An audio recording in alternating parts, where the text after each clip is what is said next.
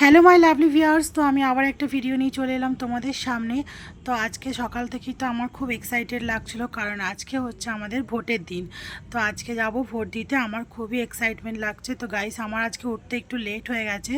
তো যাই হোক, দেখো উঠে আমি এদিকে ডিঙ্কাকে পড়তে বসিয়েছি। তো সকালে চা ব্রেকফাস্ট করে নিয়েছিলাম।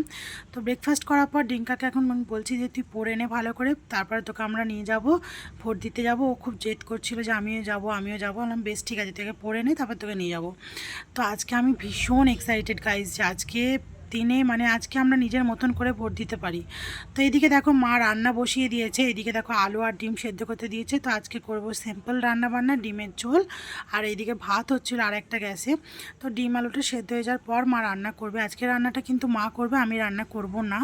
তো এইদিকে দেখো মা তারপরে দেখো নিজের মানে ঘর পরিষ্কার করছে, দোতলাটা পরিষ্কার করে ঝাড় দিয়ে আস্তে আস্তে নামছে।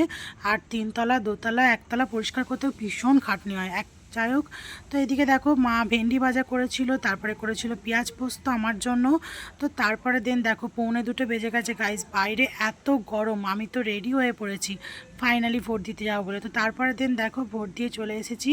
তো এখন দেখো আমার আঙুলের ছাপ তোমাদেরকে দেখিয়ে দিলাম, আমি ভোট দিয়ে ফেলেছি। আমি তো ভীষণ খুশি। তো গাইস, কারা কারা আজকে তোমরা ভোট দিলে অবশ্যই কমেন্ট সেকশানে জানাতে ভুলো না। আর এইটা হচ্ছে আমাদের অধিকার। তো চলো হাঁকছে বলো।